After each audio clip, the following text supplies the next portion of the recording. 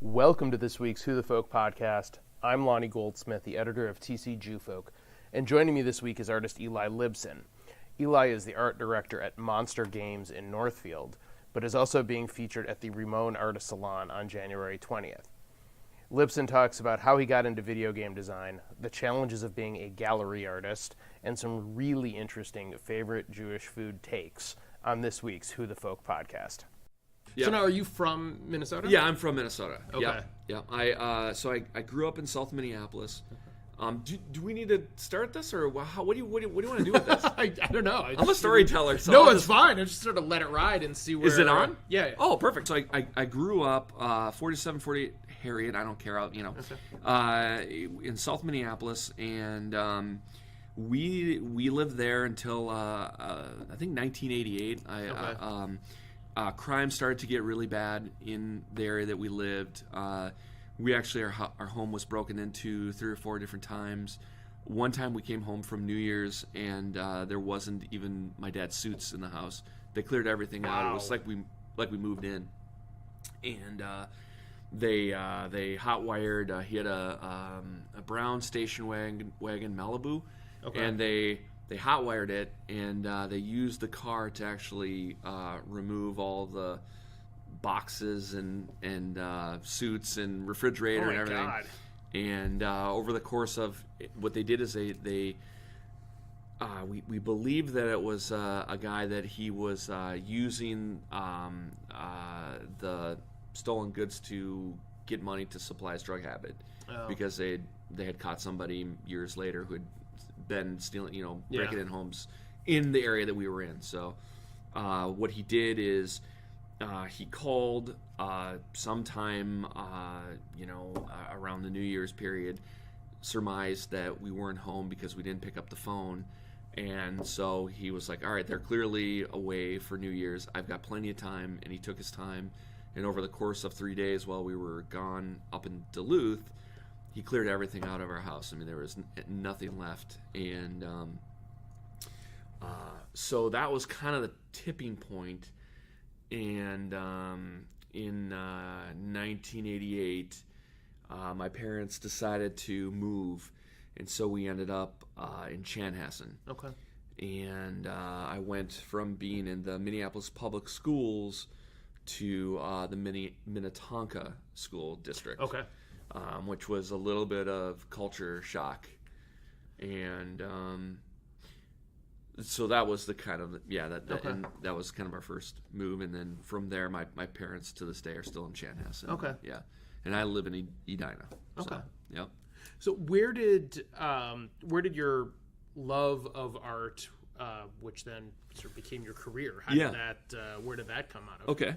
So, I have, I'm not sure where it came from other than maybe there's some genetics. My dad is an architect, and growing up, he would bring home his plans. He did a lot of architecture for a while. He was doing movie theaters, and he helped work on the Minnesota Zoo. Designed a lot of the Minnesota Zoo, especially the Minnesota area. Oh, yeah. So he worked on that. And then, anyways, so he would bring home plans for whatever he was doing, if it was designing supermarkets, movie theaters. And he would bring, he'd have his homework. He'd bring home his blueprints, his plans, and work on them at night. And he had, next to his drafting table, he had a little table for me. And so we would sit and work together. And he would ask me and encourage me to come up with ideas for the facade, the front of the building, and also help teach perspective. And he was, and so I loved it, and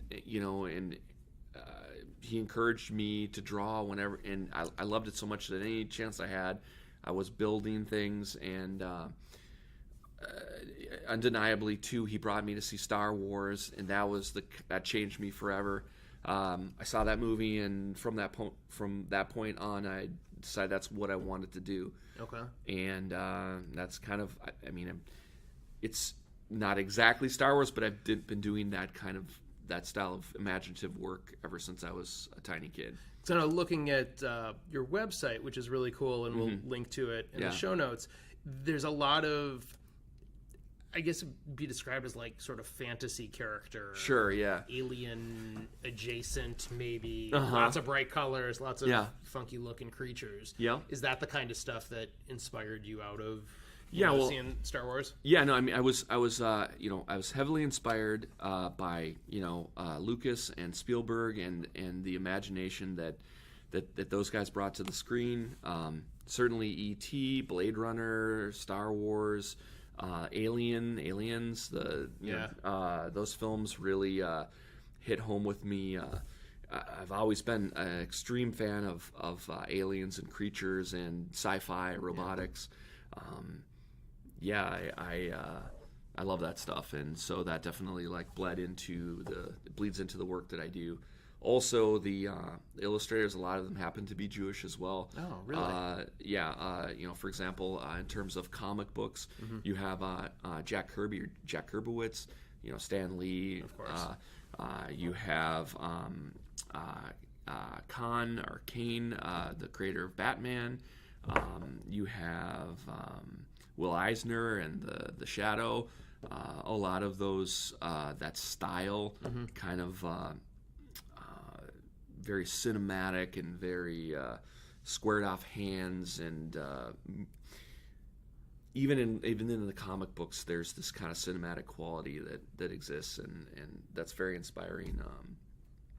The X-Men, the Marvel comics in general, I was more of a fan than DC, but I love that stuff. Yeah. So, what's other than looking really fantastic, what kind of practical applications are you doing with them? Where can people find your art? What are you doing with your art? Sure. So basically, my background in college, I went to the University of Wisconsin Stout, and I studied product design, or industrial design as it's sometimes called.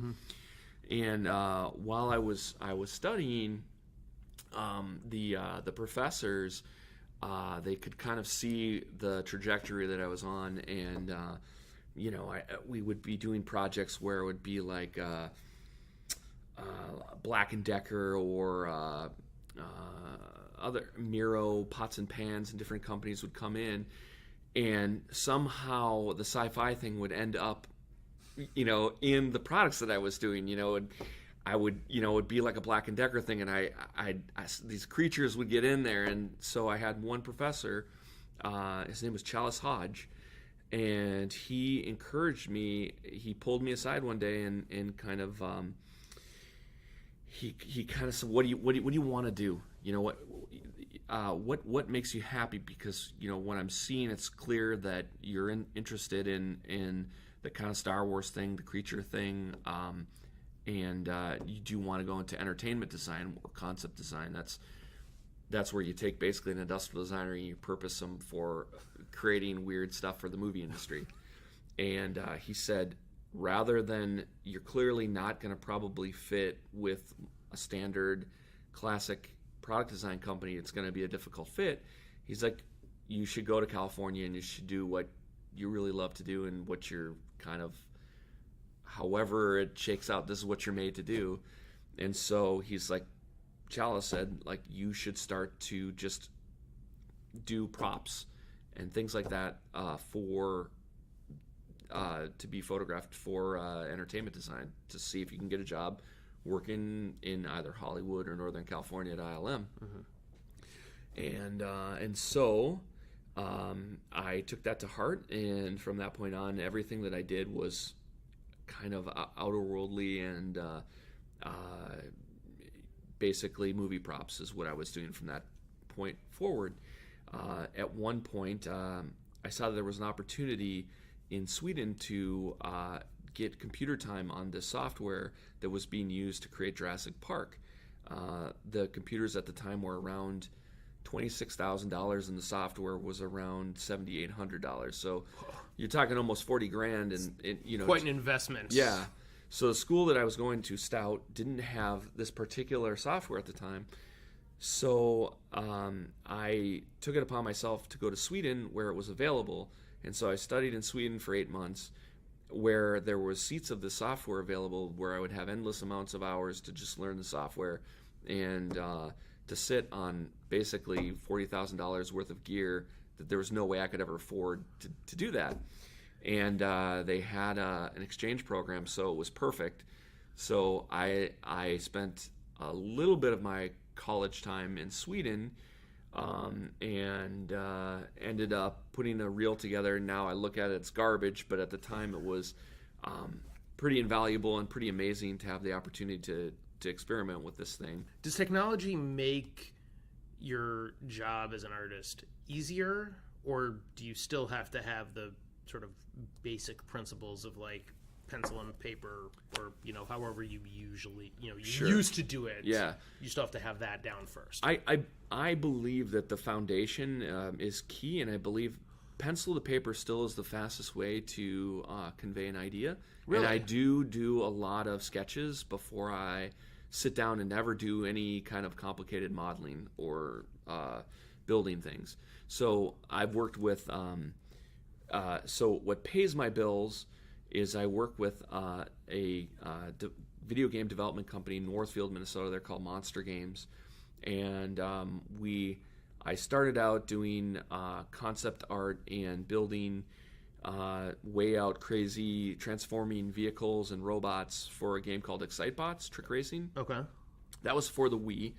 And then we progressed with Nintendo to doing Pilot Wings, which was one of the first 3D projects in the United States in development. And that was, I don't know if you've used a 3DS, but it's a handheld kind of... I haven't used it, but I know Sure. I know what the DS is. So it's like a Game Boy for older people, and there's a toggle slider that allows for a screen shift to happen that you don't need to wear goggles. So the parallax or the field of view that you have for the screen is so small that you don't need to wear 3D glasses for that. The 3D glasses are basically it's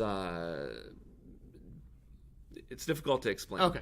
But you don't need them. You don't need them for Okay. it. So this technology, strangely, was developed partially with 3M in Minnesota, and then they were working in conjunction with Nintendo in Japan, in Kyoto, and we were one of the only companies in the United States that was working on this top secret technology, and that was kind of so cool. And so, that was a lot of fun. And so we've done a lot of really cool things. And so, but with Nintendo, everything would always start with a sketch, and then it would, and you would, with our team, we would refine that sketch to a level that we would have 3 presentations for the guys at Nintendo to make a choice on. And generally the practice in all design, this applies to all design, is that you have something that's kind of on one side of the spectrum that's a little bit far out, and then you have something that's extremely conservative, and almost always there's something right in the middle that's, and that's usually the sweet spot, and that's usually where it ends up. But with Nintendo, they're a wild card. Sometimes they go with that extreme, and sometimes they go with the super, you never really know where they're going to go. I suppose that's good. It keeps it interesting. Keeps it interesting, yeah. Super interesting. So that will generally be presented, and it can be a sketch. It's usually a really, really clean sketch or an ink drawing. And then from there, then it's brought into, with a scanner or a photo, it's brought into the computer, and then we start to build it out in 3D. Okay. 3D, some of the things that work in the sketch don't work in 3D, so there's a lot of refinement that takes place in that process once it gets in a turnaround where you can see it from all sides. And once it goes through that, then it goes through another couple of different revisions, and after it goes through an approval, then it's the 3D model is generally handed off to a character rigger if it's a character, and they'll put a skeleton inside of it so that they'll do something called a character rig, or they might, depending on if it's a vehicle, put helpers and different tools that allow for an animator or a programmer to describe the movements of the particular object. Okay.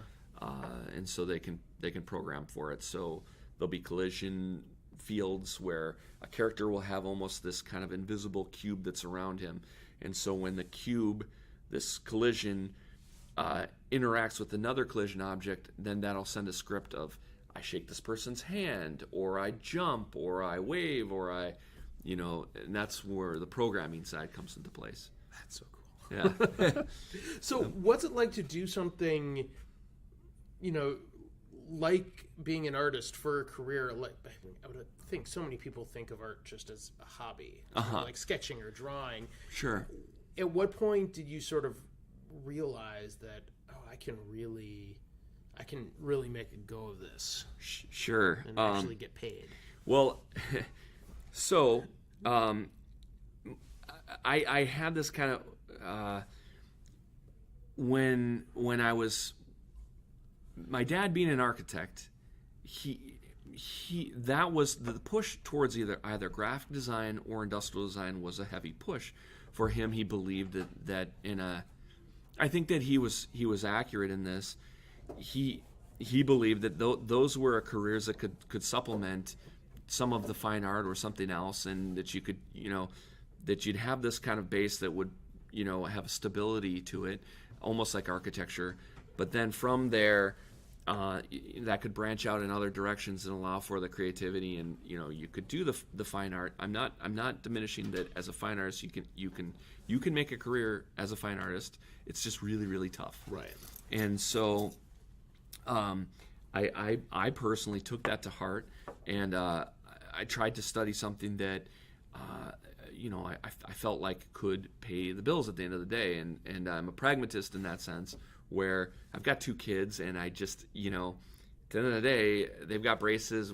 We got to figure out how to pay the bills, and so that definitely comes into play always. Is first and foremost, I need something that's steady, and the other stuff can be on the side and can be fun, but you have to have something that, for me at least, that is constant. Do you do like gallery shows? Yes. Or, okay, so you do both sort of the display art that hopefully people will buy, and then you do the video game work too. Sure. So for me, the fine art side is the art director is me, and all of this decisions and the timetable when it gets done, all of that stuff is all on my shoulders, and so I love that aspect, and that doesn't exist in production work. In production work, you're told what to do, and you do exactly what you're told to do, or else you're going to be yelled at. And I don't like to be yelled at. I don't think a lot of people like being yelled at. Not really, no. So, but it's a job unlike any other, where you've got to do what you need to get done, or you get yelled at. Sure. So I think that there is you have to be able to create a separation and differentiation between production work and fine art, so to speak.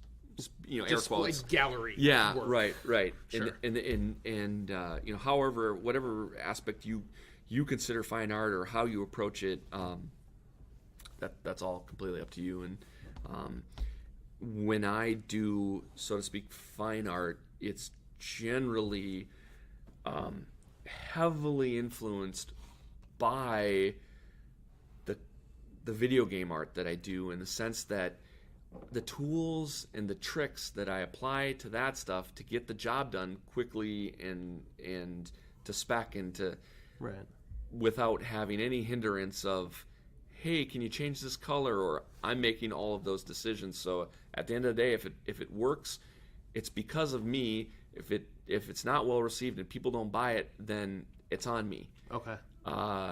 So for the production work, some of that responsibility isn't on my shoulders because someone else is the art director and they're making those decisions. So if a game doesn't sell, I did what was asked of right. You carried out your job. I carried out my job, and hopefully I fulfilled my promise and my part of the deal. So. Okay. What's more enjoyable to you? Which side of it? The gallery side or art director for Monster Games is a pretty cool title. Sure. I think they're both fulfilling in their own ways. I like them both. It's nice sometimes knowing what you need to do, and it's pretty straightforward, and you just go in and you do it, and you get paid, and there's no stress. Sure.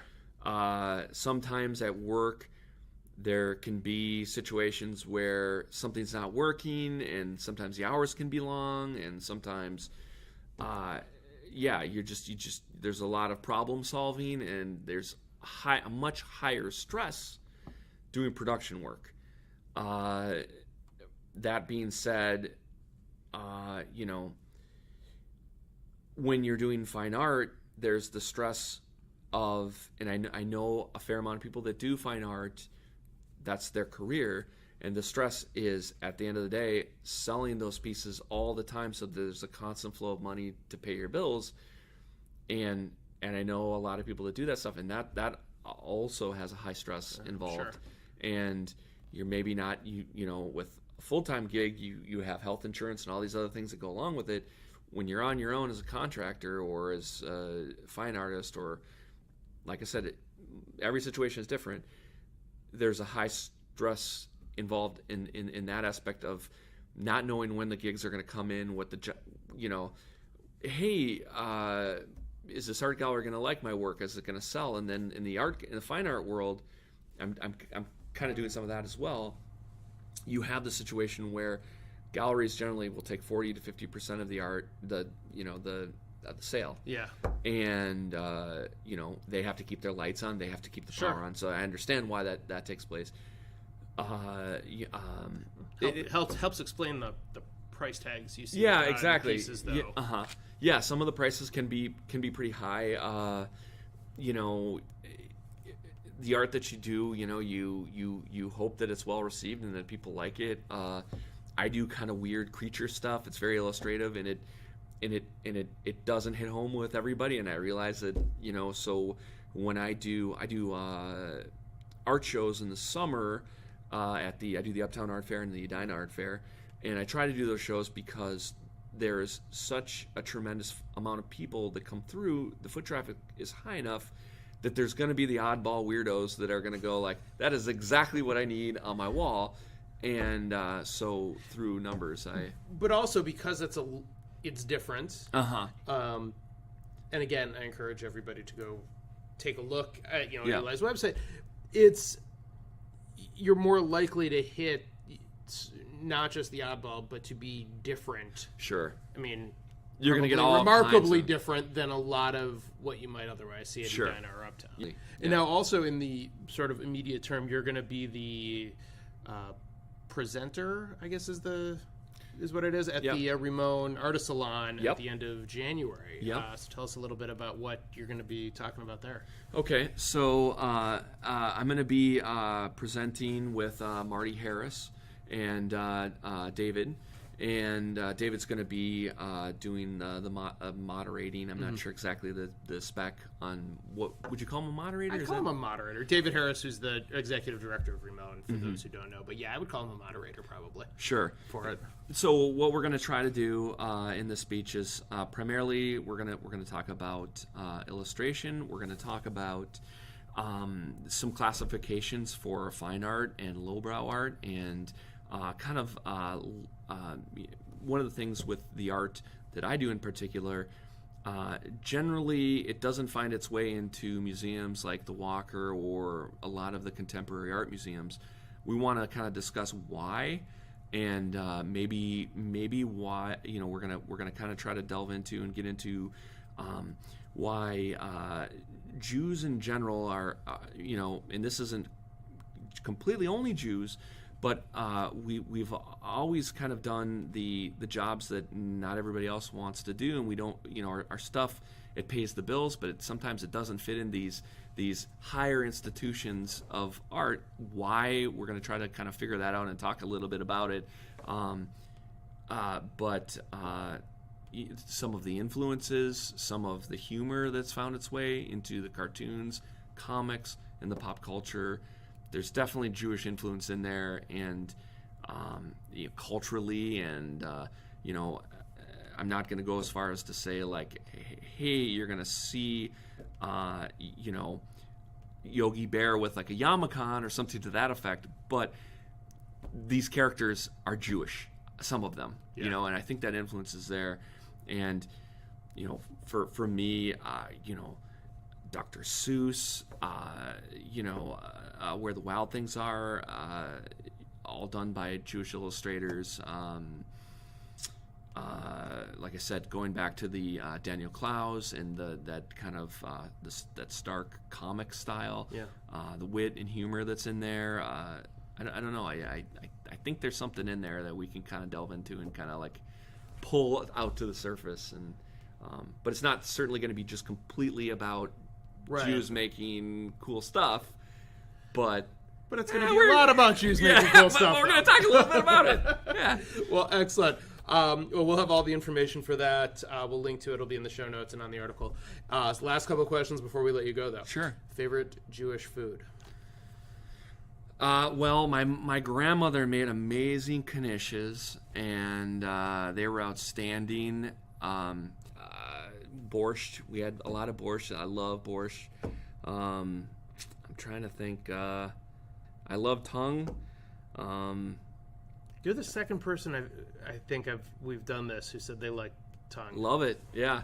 And it's funny too because, like I said, my wife is Mexican, so it's lengua, and so anytime we get tacos, I try to get the tacos with the tongue. Really? Yeah, I love it. Wow. I don't know. That's yeah, I like. I guess I like. There. It's not for everybody, I guess, but that's a. I don't like gefilte fish. I don't like. I don't like any kind of. I'm not into eggs. I don't like mayonnaise. But I like tongue. I like some weird stuff, I guess. Borscht is a pretty hot take for anybody under, 60 or so. I don't know why. My dad just made a mean borscht, and I loved it. All right, and favorite Jewish holiday? I liked Purim when I was a kid. It was pretty fun because, the kind of the costumes and like Halloween, and that's like one of my favorite. The second Halloween. Yeah, exactly. For Jews. It's great. Yeah. So like now, like I said, now that my wife is Mexican, so we get the Day of the Dead, you get Purim, you get Halloween, dude. It's epic around our house. Well, excellent. Well, Eli Libson, thank you very much. We will have links to all of your stuff. Outstanding. And where you can buy tickets for the Ramon Artist Salon. Thank you for joining us on the podcast this week. Thank you so much. Thanks again to Eli Libson for joining us this week. For more information on his Ramon Artist Salon, Highbrow, Lowbrow, an illustrator looks askance at art. It's January 20th at 2 p.m. at the Light Gray Art Lab. We'll have links to the event and how you can buy tickets in the show notes and in the article. Thank you again for listening this week. As always, you can subscribe to the podcast and find us on Apple Podcasts, Google Play, and most any other place you can listen to podcasts. Thanks again, and we will see you next week.